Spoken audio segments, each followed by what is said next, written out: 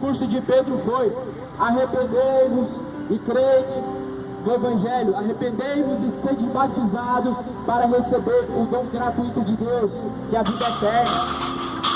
Esse foi o primeiro discurso de Pedro. O primeiro discurso de Jesus foi: arrependei-vos, porque é chegado o reino dos céus. Esse foi o discurso que Jesus pronunciou, que Pedro também pronunciou, pois desde o princípio era isso que Deus estava querendo: que os homens se arrependessem de seus maus caminhos, que deixassem seus maus caminhos. Mas não se arrependeram, mas não buscaram o Senhor, mas antes buscaram tudo o que era mal. Você quer saber o que é arrependimento? Arrependimento é mudança de ética, mudança de comportamento. Uma nova criatura nasce em você quando você se arrepende. Porque primeiramente, para poder você se tornar uma nova criatura, você tem que se arrepender, ser batizado para receber o dom gratuito de Deus. O dom gratuito de Deus vai dizer em Romanos capítulo 3, versículo 23, que é a salvação, que é a vida eterna. Romanos capítulo 6 está escrito no versículo 23: o dom gratuito de Deus é a vida eterna. O dom de Deus é a vida eterna, mas o dom gratuito da morte é a perdição eterna. O salário do pecado é a morte, mas o dom gratuito de Deus é a vida eterna. Então, para alcançar o dom de Deus, o dom gratuito, que é a salvação, primeiro tem que se arrepender, tem que se mostrar uma nova criatura. Como por exemplo, largou a cachaça, largou a mentira, largou a idolatria, largou a prostituição, se arrependeu. Nova criatura, mudança de conduta, mudança de comportamento. Você se mostrou realmente que se arrependeu, que largou os seus maus caminhos. Isso é sinônimo, isso é significado de arrependimento. Mas agora, quando você permanece em tais práticas e diz que se arrependeu, na verdade você está enganando a si mesmo, porque o verdadeiro arrependimento traz mudança de vida, traz uma vida totalmente mudada e diferente. E é isso que Deus quer. E desde já isso está sendo anunciado. Não é de hoje que isso está sendo anunciado. Não é de hoje que está sendo anunciado que se arrependa. Há milhares de anos está sendo anunciado e ninguém dá ouvidos. Há milhares de anos está sendo anunciado e ninguém dá ouvidos. Se arrependa, meu povo, se arrependa, pois Jesus está às portas. Segundo os sinais que estamos vendo, pouco tempo nos resta. Pouco tempo resta para que venhamos a nos preparar. A imagem de escultura não pode te ajudar, Maria não pode te ajudar, a Aparecida não pode fazer nada por você, nem agora nesse tempo presente e nem também após a morte, porque só existe um Senhor no qual nós devemos colocar a nossa esperança. Nós vemos isso na palavra de Deus, na nova aliança. É só Jesus que pode nos ajudar. Aparecida não pode, Maria não pode, João também não, e nem Paulo, e nenhum dos outros santos não pode nos ajudar. Sabe por que não? Porque todos eles estão descansando no pó da terra, eles estão mortos. Jesus fala: olha, ninguém subiu ao céu, senão aquele que desceu do céu. Então, se ninguém subiu ao céu, senão Jesus Cristo, que foi o que desceu do céu, então para onde foi a Aparecida? Então para onde foi Maria? Para onde foram os santos? Segundo a Bíblia, todos que morrem, eles vão descansar no pó da terra. E no último dia, diante de Deus, diante do trono de Deus, alguns vão ressuscitar para a vida com Cristo, outros para a morte, o desprezo eterno. Então Pedro, Maria foram servos de Deus, vão ressuscitar para reinarem com Cristo, para estar ao lado de Cristo. Agora, aqueles que simplesmente negaram a eficácia do Evangelho, simplesmente menosprezaram o poder de Deus, que é a salvação, que é o Evangelho, o seu lugar é num lago de fogo com enxofre. Então Maria e Pedro e Paulo não podem te ajudar, e nenhum dos outros santos. Eles estão descansando no pó da terra, não podem te ouvir, não podem fazer bem por você, não podem interceder pela sua alma, não podem interceder por você. É só Jesus, é só o Espírito Santo que pode interceder pela sua alma. Então creia na palavra, meu amigo. Creia no Evangelho, pois o Evangelho é o poder de Deus para a salvação daquele que crê. Daquele que crê. E Jesus fala: aquele que crê em mim, como diz as Escrituras, rios de água viva fluirão dentro dele. Ou seja, será saciado pela água da vida. A água da vida vem através da palavra. Ou seja, se você crê em Jesus Cristo, como diz as Escrituras, e não como diz os padres, como diz o pastor, como diz o líder. É pelo contrário, você tem que crer como diz as Escrituras. As Escrituras dizem que após a morte nós vamos ser julgados. Os padres dizem que após a morte nós vamos ser purificados. As Escrituras dizem que após a morte nós vamos então ao destino final, que é o julgamento. Mas os homens em contrapartida dizem que você vai reencarnar em outro corpo, dizendo totalmente o contrário do que está escrito. E é o que Jesus fala: aquele que crê em mim, como diz as Escrituras, rios de água viva manarão, fluirão de dentro dele. E você será saciado por essa água da vida. A água da vida é a própria palavra que vem de Jesus Cristo. A água só vem quando você ouve a palavra. Assim você pode ser saciado. Então nós temos que estar prontos. Nós temos que estar preparados. Porque o que há de vir, segundo o que está escrito em Apocalipse, muitos não vão suportar, vão desmaiar de pavor. Só de ouvir, só de ver, vão desmaiar de pavor o que está por vir. O que pode vir a qualquer momento, desde este momento, até mesmo em 2021, essas coisas podem sobrevir sobre a terra. E aqueles que não estão alicerçados serão derrubados. Aqueles que não estão preparados vão ser derrubados. O coronavírus só derrubou aqueles que não estavam preparados. Alguns até balançaram, foram contaminados pela essa doença, mas não morreram. Mas antes se consertaram. Outros continuam ainda resistindo.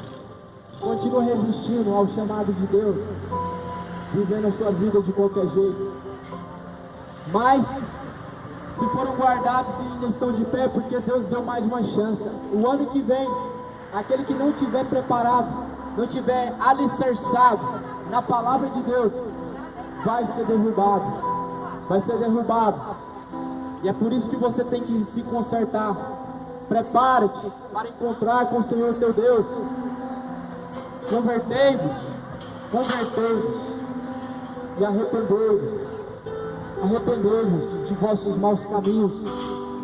As vossas iniquidades é o que faz separação entre vós e o vosso Deus, conforme está escrito. Então, ou seja, os vossos pecados é o que faz separação entre nós. O nosso pecado nos separa de Deus. Só aqui estamos nós. O pecado está aqui separando nós de Deus. Você precisa derrubar essa muralha, a qual te separa de Deus. Esse pecado precisa ser lançado por terra, para que você possa voltar novamente a ter contato com Deus que está do outro lado. Porque as vossas iniquidades fazem separação entre vós e o vosso Deus. E a única forma de derrubar essa muralha que te separa de Deus, que se chama pecado, é se arrependendo. A única forma de se aproximar de Deus, de Jesus Cristo, estar caminhando ao lado dele, é se arrependendo dos seus pecados. Porque o pecado é a muralha que faz separação entre nós e o Deus que está lá no céu, o Senhor Jesus Cristo, a qual muitos honram com os lábios, mas o coração nega ele. Nega ele por não fazer a vontade dele. Nega ele por simplesmente estar aceitando coisas que te colocam contra ele. O mundo hoje nega Jesus por muito pouco. O mundo hoje nega Jesus por um copo de cachaça. nega Jesus por um time, um jogo de futebol, nega Jesus por milhares e milhões de dinheiro. O mundo hoje está negando a Jesus por qualquer coisa. Mas nós vimos milhões de pessoas morrendo sem negar a Cristo.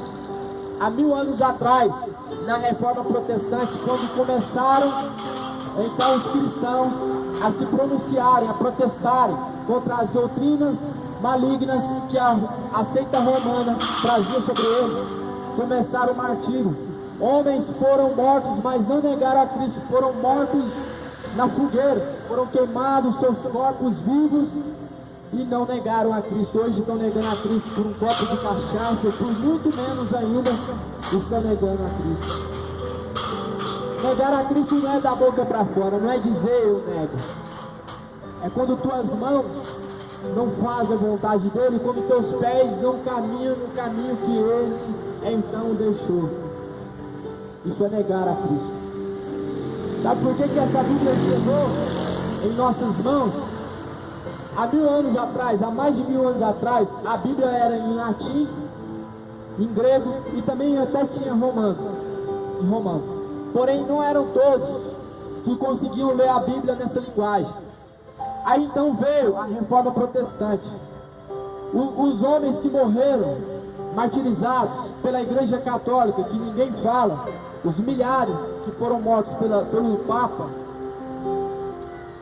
ninguém fala, eles estavam tentando traduzir a Bíblia. Eles traduziam a Bíblia, os padres e os papas pegavam e queimavam a Bíblia e matava aquele que tinha então traduzido a Bíblia.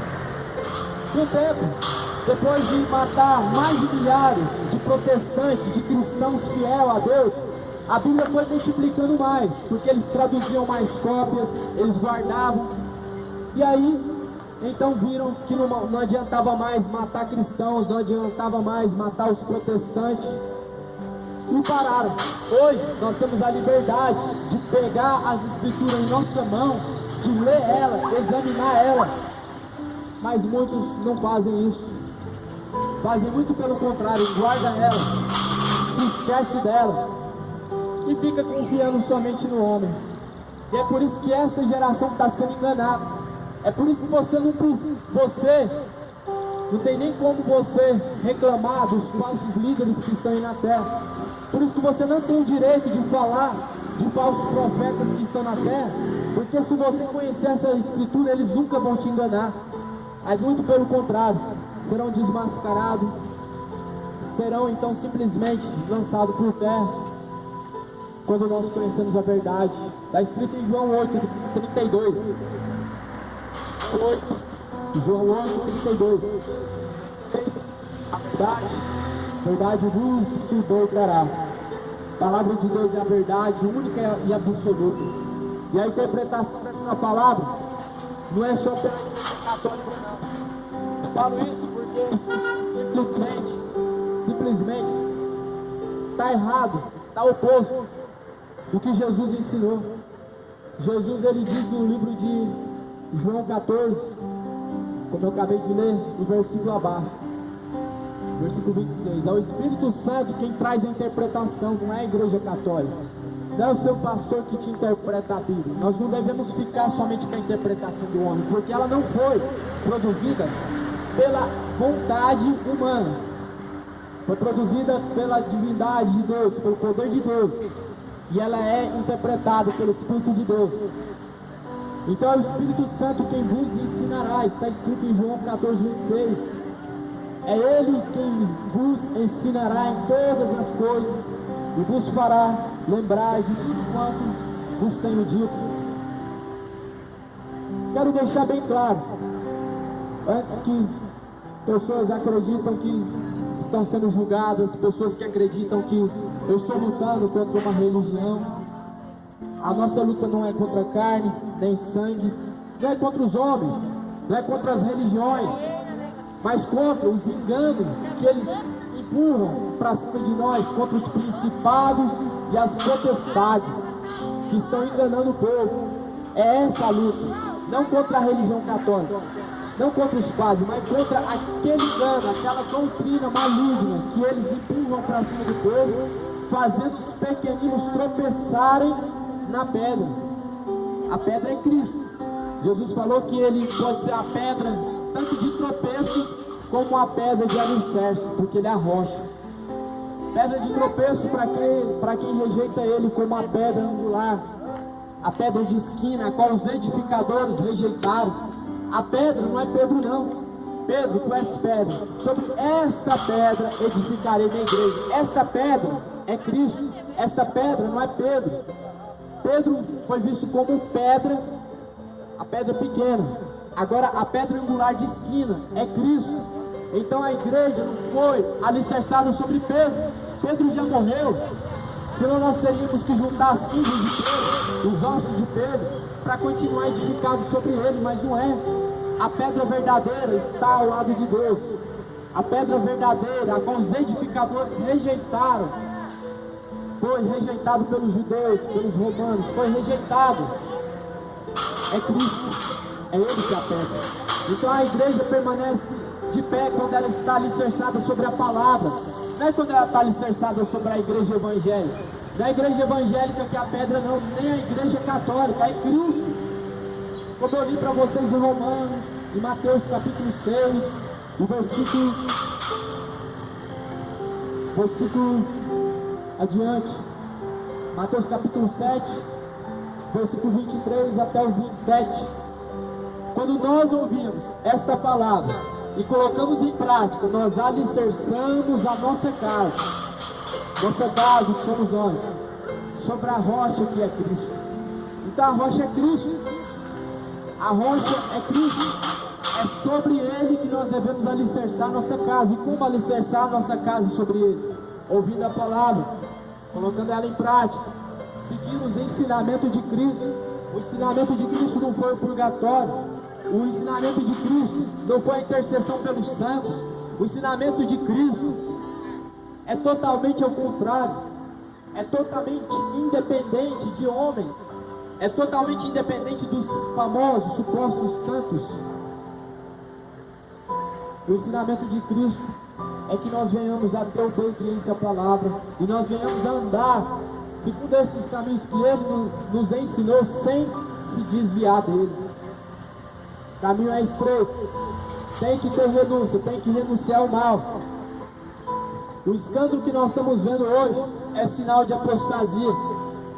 Hoje eu vi um pastor que batizou uma membra da igreja só de biquíni e ele só de cueca. Os membros todos só de cueca. Não tem nada de normal nisso. Não existe nada de normal nisso. Isso simplesmente é uma safadeza. É uma falta de comportamento, uma falta de vergonha, de doutrina. Trazendo sensualidade, fazendo o povo tropeçar por causa dessa sensualidade. E é isso que está fazendo esse povo simplesmente se afastar da verdade. A falta de examinar as escrituras. E é por isso que hoje tudo está se tornando normal. É por isso que tudo está se tornando normal. E estão dizendo, não tem nada a ver. Porque não examinam as escrituras. Então a doutrina que Jesus nos ensinou, o ensinamento que Jesus deixou, ele deve ser praticado. E para que ele seja praticado, nós devemos ouvir, ler e examinar as escrituras, para que nós não venhamos então a sermos desviados da verdade. Sabe, é uma vergonha a igreja atual que nós estamos vendo. Eu não defendo placa de religião, não defendo religião A e B, eu defendo a palavra de Cristo. E o que estão fazendo é simplesmente tornando a palavra de Deus em um comércio. Sim, estão ganhando milhares com a palavra de Deus.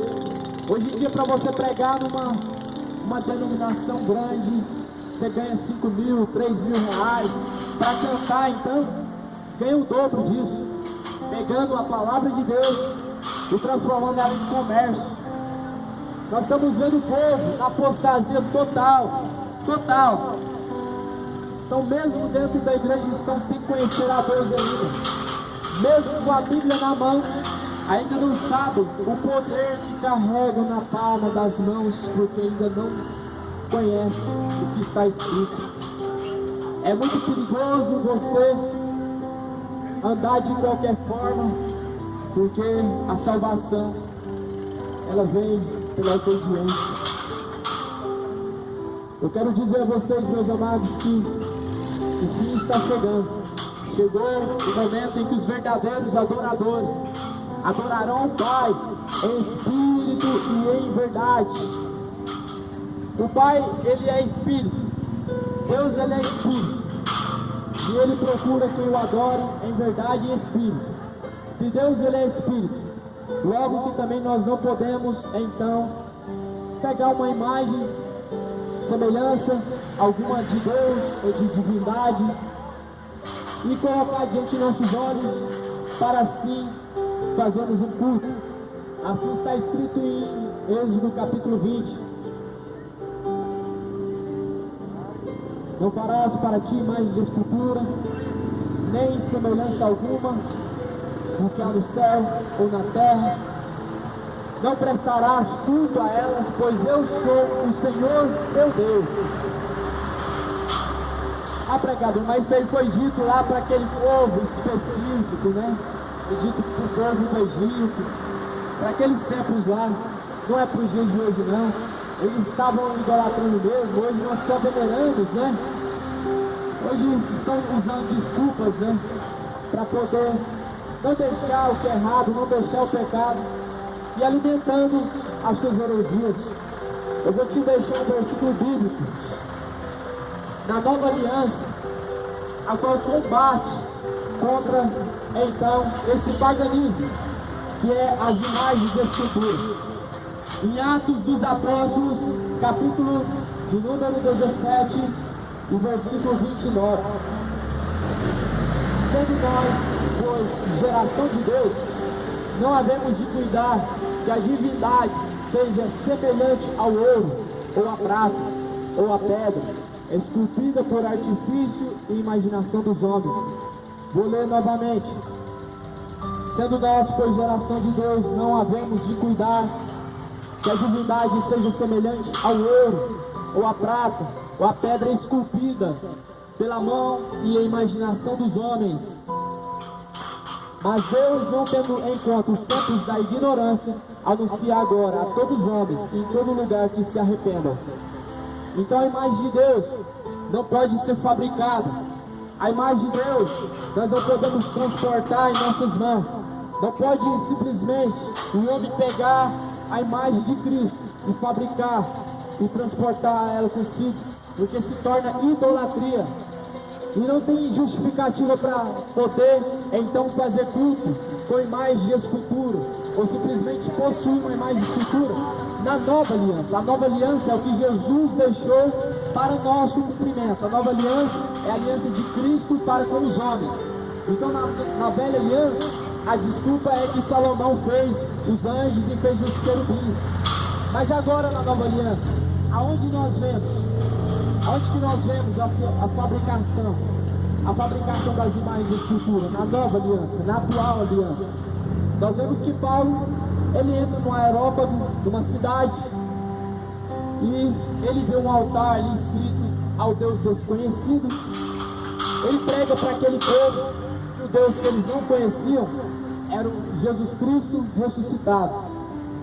E tinha dezenas, tinha muito mais do que um Deus naquele lugar. E ele começa a anunciar a Jesus como o único Senhor. Ele não chegou derrubando aquelas imagens de escultura. Paulo, ele anunciou que só Jesus Cristo era o Senhor. Ele anunciou para aquele povo que aquilo era paganismo, que aquilo era idolatria. Ele anunciou que aquele povo se arrependesse, e no final ele pronunciou estas palavras: não havemos de cuidar que a divindade de Deus seja semelhante ao ouro, ou à prata, ou à pedra, esculpida por artifício e imaginação dos homens. E ele falou no final: Deus não leva em consideração o tempo antigo da ignorância. Ou seja, enquanto você não sabia, Deus não leva em conta. Ou seja, até esse momento, até ontem, quando você não sabia que era idolatria, ter imagem de escultura, Deus não leva em conta. Porque os tempos que você viveu para trás era ignorância. Mas ele anuncia desde já, desde agora, nesse momento, que se arrependam, que renuncie. Arrependimento é renunciar. Deus quer que renuncie. Renuncie, então, essas doutrinas malignas e contrárias à vontade de Deus. Deus quer que renuncie à idolatria. Deus quer que vocês venham buscar a Ele como o único Senhor. E buscai ao Senhor enquanto se pode achar. Buscai ao Senhor enquanto se pode achar. Essa geração precisa de Deus. Nós precisamos de Jesus Cristo. Nós precisamos urgentemente. Nós estamos precisando de Deus, não é para nos dar o alimento de cada dia. Nós estamos precisando de Deus para tirar desse planeta o pecado, para tirarmos nós do pecado e nos trazer salvação. Nós precisamos de Deus para salvar nossa alma. Nós não precisamos de Deus, não é para curar, não é para alcançar uma bênção material, financeira, não. Nós precisamos de Deus para sermos salvos, para nos arrependermos, para conseguirmos nos livrar das drogas, para conseguir livrar do alcoolismo, para conseguir largar de trair a esposa, para ser liberto do sonambulismo, para ser liberto de todo o mal. Nós precisamos de Jesus Cristo, meu povo. Mas para isso nós temos que desejar, buscar. A causa de todos os males que vêm sobre a nossa vida é a falta de Jesus Cristo operando na nossa vida. A insônia, a depressão, sonambulismo, vícios, todo tipo de enfermidade é a ausência de Deus na nossa vida. A ausência de Deus traz todo tipo de mal na nossa vida. Pergunte se eu fico doente. Eu não sou melhor do que ninguém, não. Mas aquele que está na minha vida não deixa que eu fique prostrado numa cama. A enfermidade, ela é uma consequência do pecado. É consequência da rebeldia contra Deus. A enfermidade, ela simplesmente é uma consequência, então, do pecado. Não é assim que está escrito em Romanos 6, o salário do pecado é a morte? Então, a enfermidade vem para quê? Para a morte. Sabe qual é a explicação do câncer? Coração duro, rancoroso. Uma pessoa que não perdoa, ela é propícia a contrair a doença do câncer. O câncer é uma doença que ela simplesmente é aflorada através do coração duro e rancoroso. A AIDS vem através do sexo desregrado, com qualquer pessoa sem cuidado.